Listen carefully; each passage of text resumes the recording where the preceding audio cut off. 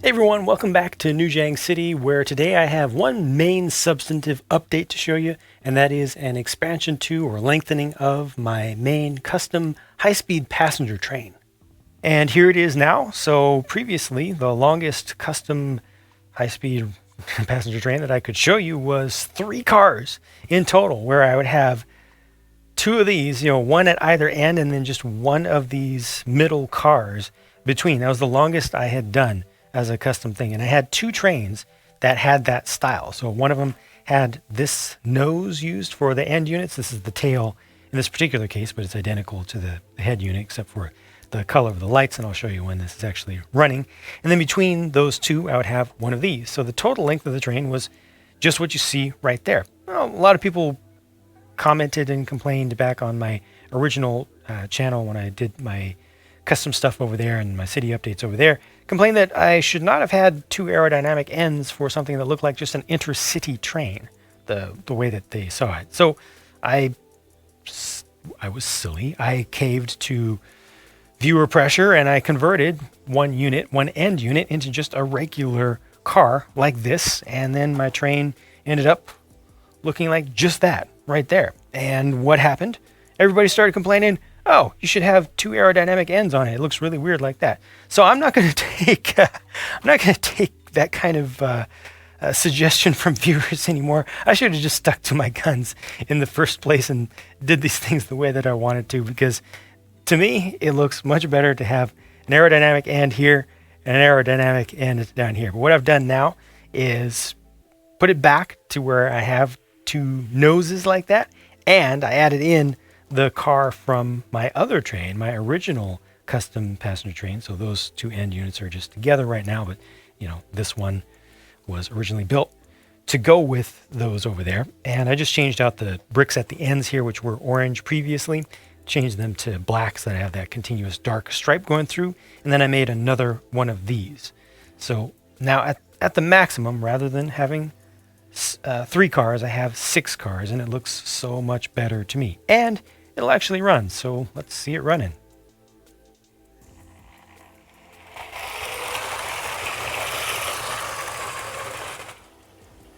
Look at that, will ya?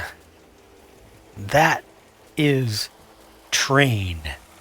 You know what I mean? Just when you have more cars together, it makes a train more of a train, where you can actually see it snaking around, when it's actually following the contours of the weird turns that I have that I actually enjoy. I like seeing the trains go around those turns, the S-curves and things, even though it's not the most realistic thing to depict. I just think it looks cool. And again, with more cars, it's better.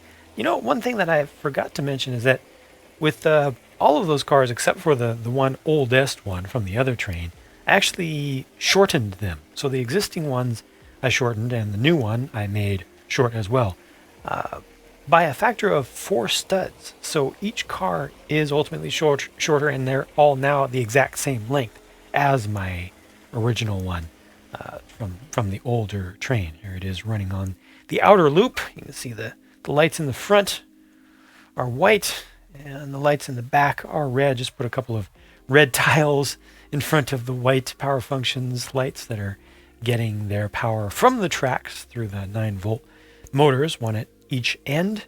But yeah, I made the cars shorter to make them consistent, and also to recover some parts, and also to make the entire train just lighter in weight. I just thought that it kind of made more sense with my general desire to have things somewhat minimized in size, not too much, still kind of believable, kind of realistic-ish, but not bigger than they need to be. It's better to minimize things down, not use too many pieces, not waste too much power. Like potentially I could actually still run this on a single 9-volt motor.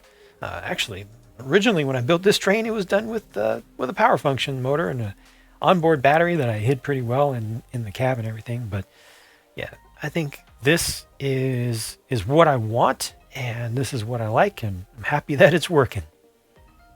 If you're excited to see anything new about the zoo, I actually have a little bit of an update to show you over here. Let me actually get around to the other side of the table because you can see a bunch of random bricks down here. Well, they came from a place. And that place is over there. I made a hole as previously suggested that I would do. So this is actually just sitting there right now, but look at that.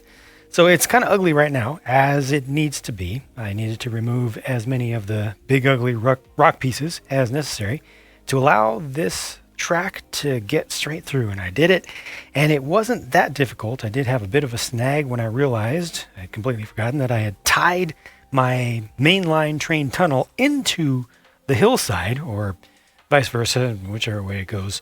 So they were very, very strong in supporting one another, but they required that I separate out the tunnel entrance a bit there, so you can see a crack going right through, all the way through to the other end of that. It's a little bit difficult, but I was able to make it work, just being very careful not to shatter the entire hillside, especially since all of the Duplo stuff has been removed from underneath, at least on this side, to support it. So the hole is there. I've got a track going through. I think this may be exactly where the track will go through, this monorail track. If I do finally commit to it, and I'm getting closer to committing to it, 3 studs off the mainline tunnel there, just that little gap right there, which gives me 2 studs to play with, and then a 1 stud gap on either side of the train just to give it some breathing room, the actual unit itself, and also room for this little switch to stick out. I hope that 1 is enough. I actually need to look into that more to make sure that will actually fit through there. I may need to give it just a little bit more space, which means that I would need to move the entire track over by 1 stud, which would not be much of a problem because I do have room for that. Yeah, I'm getting very, very close to getting this settled. So this is the fixed track now. It's been treated with hydrogen peroxide. It looks all nice. Previously looked all half yellowed and ugly and inconsistent. I re-elevated it back up, getting it closer to where it's supposed to be. And I'm just getting closer to, like I said, just committing to putting this in. Still need to decide whether to use both ends of the monorail or try to put everything on just one single car, because that does look pretty long to me for the length of this.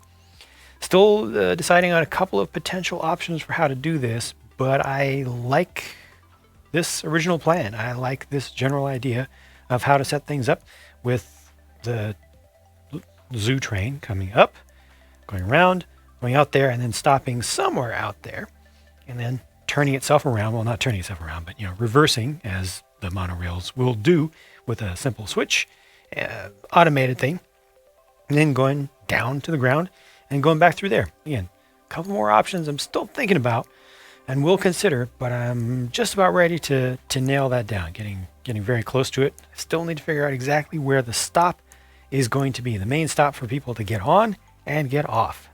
One last thing about the passenger train before I wrap up here. I did not record the work on the new train cars like I had planned to.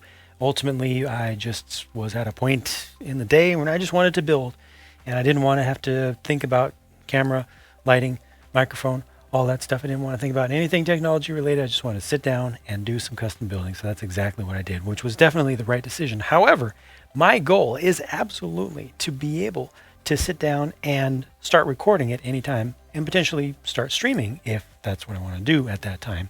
At any time, no matter where I am, whether I'm out here in the city, whether I'm in my mock building room where I did the work on those train cars, if I'm in Studio B where I do the review set builds, if I'm in Studio A with the white void and everything, wherever I am, my goal is to be able to start recording with no hassle.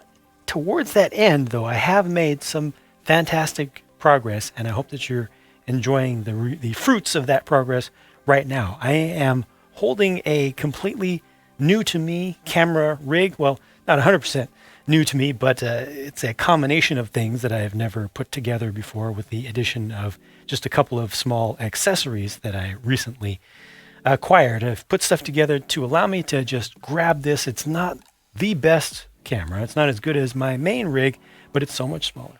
It's so much lighter in weight. It's so much easier to maneuver around. It's so much easier to just grab, turn on, and start recording with.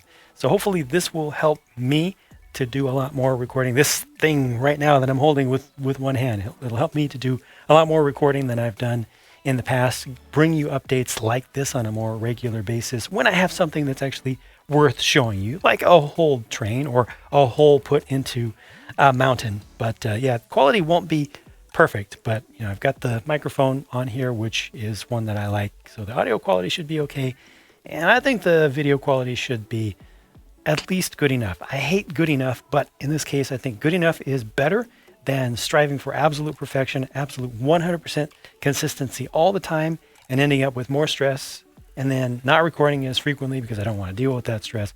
I think that this is going to work out a lot better.